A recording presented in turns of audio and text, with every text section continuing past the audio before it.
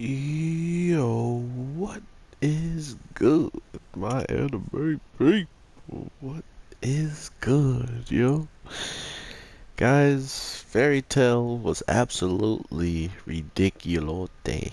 That's not a real Spanish word, but it was ridiculous, and I honestly want to talk a lot about it, but I know a lot of people don't really care for this series. But what I wanted to throw in here as well is Rezero Season 2. And right now I'm really debating on if I want to go up top and fight or if I want to still level up. Yeah, I'll just go. This is going to be my losing a lot, so be prepared to laugh. But yeah, with Fairy Tale this week, I'll just do a really quick review of it. Um, Seeing everybody pretty much fighting against what is memories of the people who they care for and memories of just the overall um, combination of who they beaten or strong opposing foes that have been killed that they've met if they ever were an enemy or something along those lines, or some type of you held them to some type of regard. He could pull them out and you had to fight them pretty much. But seeing how Urza is so freaking broken, it seems like this whole Historia being scared of pretty much this moment. It's an instance like a callback to the parts of knowing that uh, whoever kind of is the strongest willed really has no meaning to worry about someone who they've already defeated, or just the simple fact that he he pretty much hasn't maybe gotten this Historia power to be mastered. Maybe there would be a mastered form of it if the show went on longer, or if he was an important character where it didn't have those insecurities or something along those lines. But it feels like this has happened before because he knew kind of instantly what it was feeling instead of it being something that was relatively new and relatively, uh, you know, unheard of to him. It seemed like something he's felt or seen before. So, to put it lightly, we then get to see, oh my god, uh, who may be the person that actually was the one to make him feel this way, and it seemingly may be Urza's mother. The way this guy knew that it could be her is straight up from the hair and the actual magical pressure that she was giving off of, or magical power she was giving off, just when she was about to pretty much go in on him. So it's one of these instances where they kind of just tease at the overall theme of what could be coming in the future, and we get to actually see this woman and just how much alike she is to Urza, mostly in looks, but man, is she seems ridiculously broken already. Tell me why. She tells us like this long story of like the history of why this place is like still has snow in it and it's always supposed to have snow.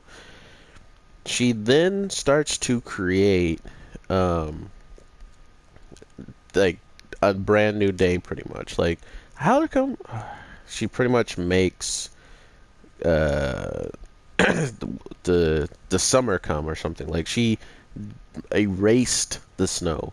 Not only did she change the weather, but the snow seemed to just disappear. Which we got to remember, there's people who use those abilities. They use those elements in their fights. So now all of a sudden we're looking at someone who can delete the elements, or like including elements that are supposedly supposed to be there all the time after whatever battle had happened.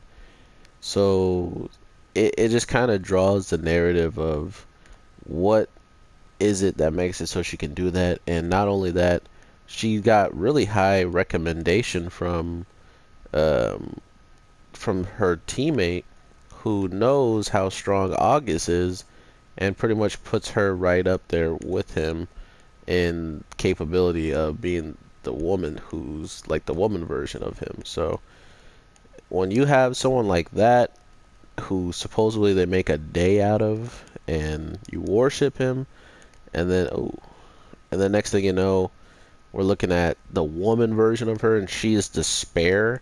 Like she's like a god of destruction to his his malevolence pretty much.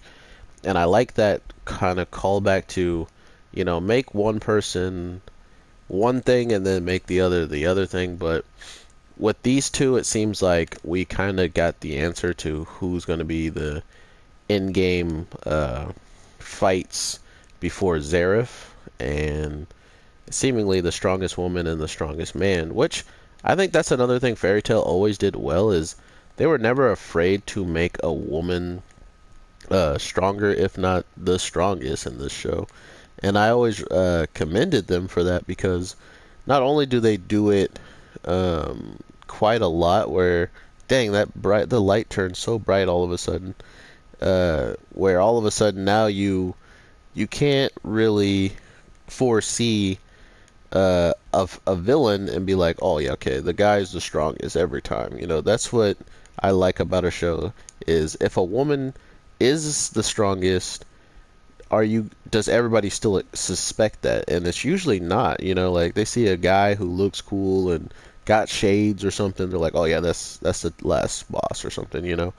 Um, but then it comes out that it's this woman who literally has, she's like easy on the eyes, really, really pretty and long red hair.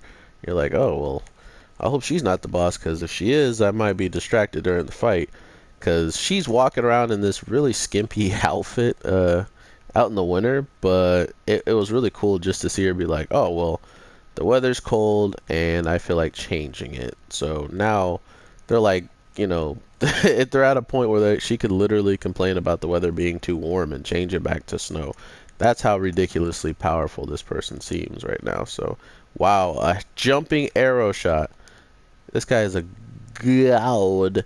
But the main thing that happened throughout the episode was mainly seeing Urza's mom, seemingly. Like, it pretty much looks like Urza's mom. Or at least, like, the older version of Urza, what she would become if she just let her hair hang, and she just kind of dressed if she dressed in a different equipment, like if she was like more of a wizard instead of a knightly sword wielder. So that was kind of a cool change. But to be honest, I don't really know what she's going to bring compared to August. I mean, we got a girl who literally thinks she can talk August out of fighting for Zareth, which seems kind of weird. Like that she would believe that he would drop everything that His Majesty wants him to do to not fight at all, or to leave the guild hall. So I don't know. I don't know what she's thinking on this. That's why it did sound like she is kind of pulling some crap.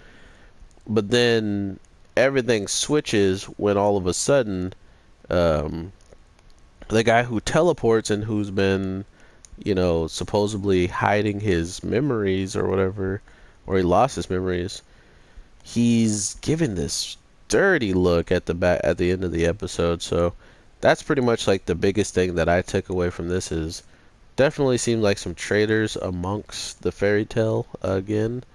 And if that is the case, okay, this guy's posture's back. We are gonna have more problems than just what's his face, Zareth. God, and I think that's kind of what drew me to this whole narrative just being so action packed and everything happening so quickly that it didn't seem like it was gonna be anything impactful until you see how ridiculously strong these villains are, and somehow they're still losing.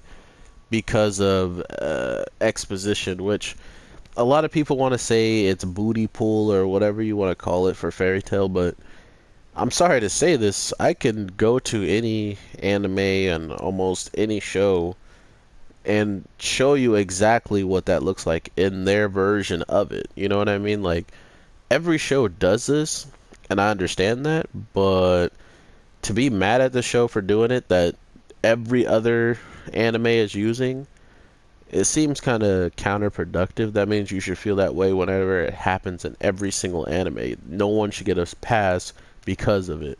And um, the whole thing is, oh, how are they pulling out the powers to do this and that? It's like, okay, so how did these other characters get angry all of a sudden when they've seen worse happen to them?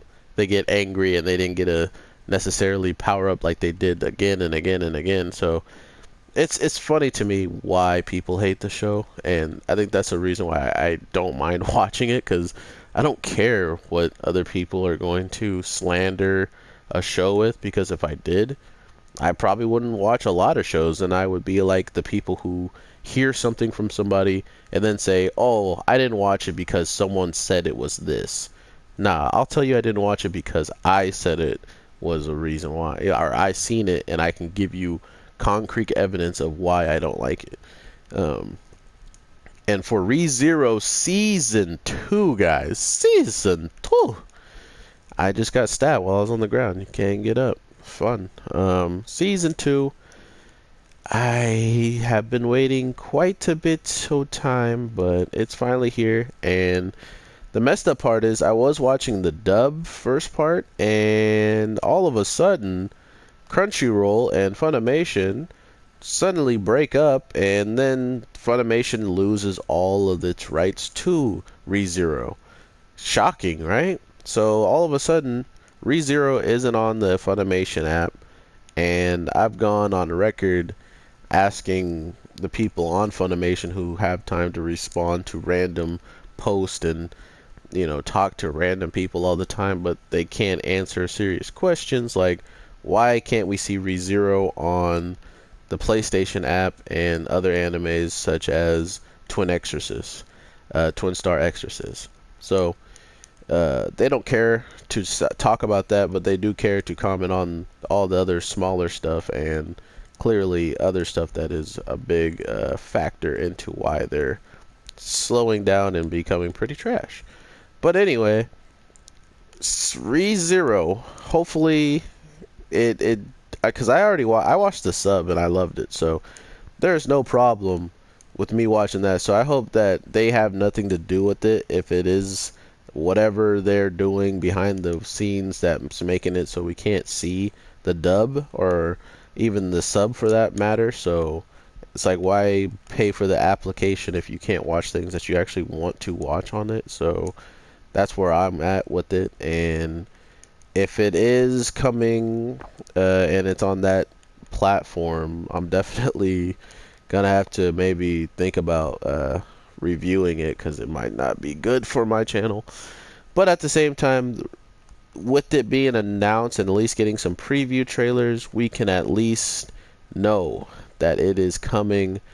But the one thing I want to talk about also is it getting the One Punch Man treatment? And by that I mean it looks like dramatically different from the first season. And I hate to say it, but there was one time I was looking at a character and I was hoping it wasn't the character that I saw from the first season, to be completely honest.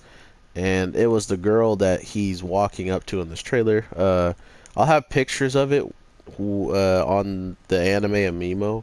Not to mention, I'll leave a link for the trailer in the description. So yeah, check that out. Let me know what you guys think. But this girl that he's like walking up to, I thought it was the first girl that we are used to seeing him with, the white-haired cutie. And yeah, if it is, I am completely appalled.